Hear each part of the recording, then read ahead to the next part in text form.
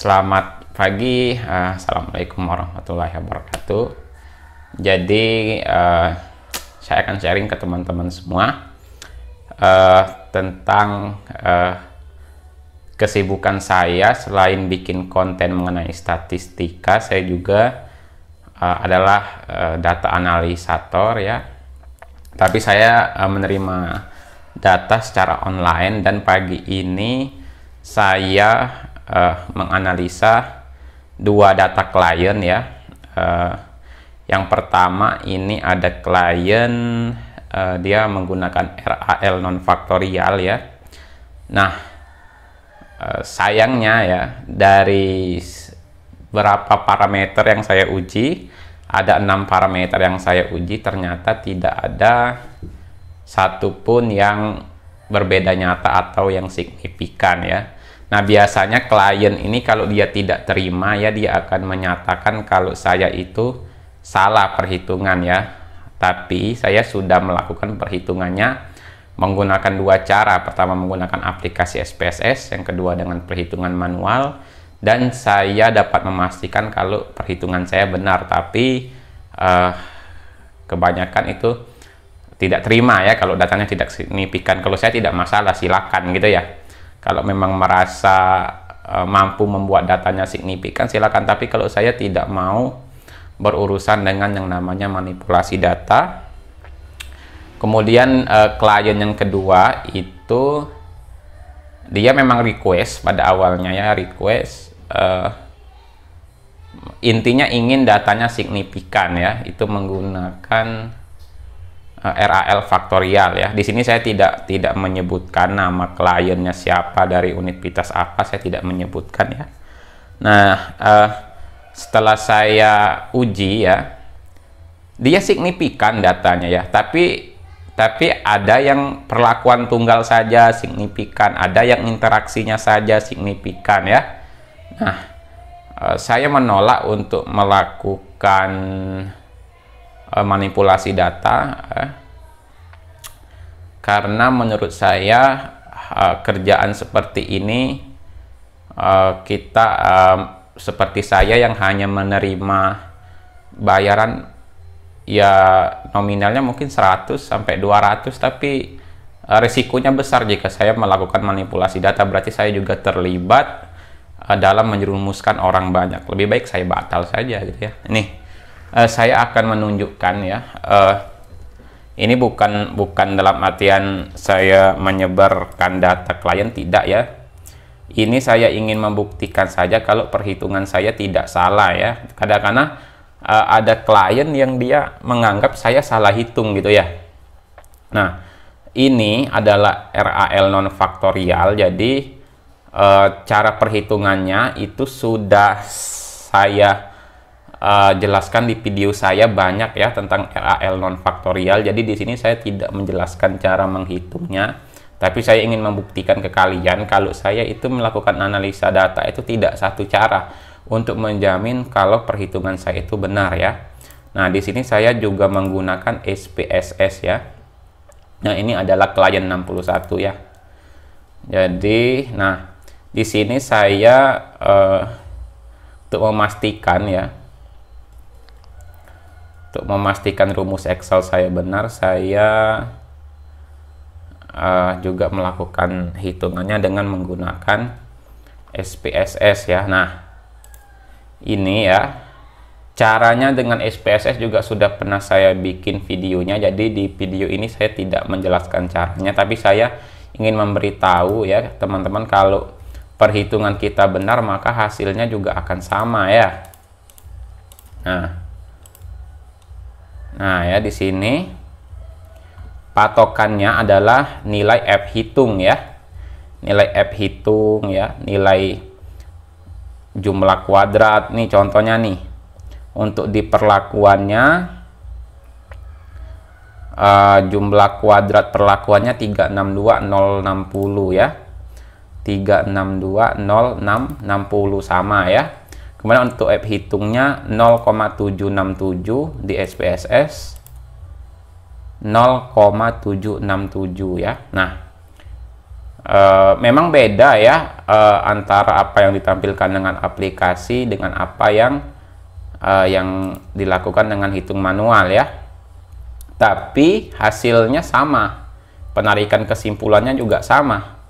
Kalau di SPSS kita bandingkan nilai signifikasi dengan 0,05, kalau di hitung manual kita membandingkan F hitung dengan F tabel ya. Kalau F hitungnya lebih besar dari 5%, maka dia signifikan ya. Nah, di sini saya bukan memberitahu bagaimana cara-cara menghitungnya ya. Karena video saya rasa di channel saya sudah sangat lengkap ya. Apa yang saya bisa, apa yang saya paham sudah saya florkan semua di sana, termasuk sampai memberi notasi ya. Tapi saya memang tidak menutup diri untuk membantu teman-teman yang memang ingin mengolah datanya, yang belum yakin bahwa kemampuan menghitungnya itu tepat gitu ya. Saya juga memang menerima, tapi untuk terlibat dalam manipulasi data saya tidak mau ya. Saya tidak mau ya. Ada contoh klien yang dia minta olahkan dulu, kemudian nanti biaya dibayar belakangan. Saya kerjakan, ternyata hasilnya tidak signifikan, lari kabur gitu ya, tidak mau membayar gitu ya. Saya tidak masalah, silakan gitu ya, silakan, itu hak kalian ya. Akhirnya setelah itu saya saya meminta biaya awal ya, atau DP ya. Di awal biasanya saya minta minimal 50.000 ya. Jadi walaupun kabur saya sudah dapat DP gitu ya. Tapi yang saya tekankan di video ini, teman-teman berusaha untuk jujur gitu ya. Ya walaupun diri saya pribadi mungkin saya bukan termasuk orang yang jujur gitu ya. Saya juga bukanlah orang yang selalu jujur, tapi kita berusaha untuk jujur gitu ya. Apalagi ini terkait dengan data penelitian. Mengapa? Karena ya yang namanya data penelitian itu akan disebarkan ya, akan dipublish, akan dibaca oleh banyak orang ya. Jika kalian skripsi, itu akan dibaca oleh adik tingkat kalian gitu ya. Apalagi dosen gitu ya, akan dibaca oleh sesama rekan dosen ya. Apalagi sampai publish di jurnal internasional, akan banyak sekali orang yang membaca. Dan ternyata kita data manipulasi itu sangat menjebak ya. Yaitu mungkin itu ya, saya cuma sharing aja kalau pagi ini saya mengerjakan menganalisa data klien dan tidak signifikan ya. Tapi saya tidak tahu nanti responnya bagaimana, tapi selama ini yang saya lihat itu responnya pertama kecewa gitu ya, dan yang kedua meminta untuk dimanipulasi ya, walaupun kadang mereka menawarkan untuk memberi uang tambahan, tapi aduh, manipulasi itu gampang ya, apalagi hitung manual begini, tinggal try and error, ganti angkanya gitu. Lihat perubahan F hitungnya gampang, tidak berat. Yang berat itu adalah memikirkan dosa yang akan diterima gitu ya. Ya karena orang baca kita sesatkan, tersesatnya banyak orang ya karena data manipulasi. Oke teman-teman, di video kali ini saya cuma ingin teman-teman ya, namanya kita meneliti ya resiko ya, mau itu signifikan mau tidak ya.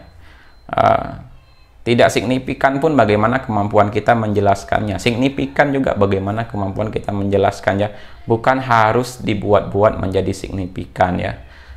Mungkin Anda gini, Anda membaca literatur gitu ya, kemudian Anda mengikuti metodenya, ternyata dia menjelaskan signifikan hasil dia gitu ya. Ternyata kalian meneliti, kok punya saya tidak signifikan sedangkan literatur signifikan. Nah ya, terus Anda ingin manipulasi biar sama dengan dia. Jangan-jangan yang Anda sitasi ya, yang Anda ikuti, literatur yang Anda jadikan acuan itu, ternyata dia dulu manipulasi data juga. Ternyata data Anda yang benar gitu ya. Jadi nggak apa-apa gitu ya, untuk memutus hal-hal seperti ini ya, lakukan dengan jujur gitu ya. Untuk Bapak Ibu dosen pembimbing di kampus manapun Anda, ayolah gitu ya. Mulai sekarang kita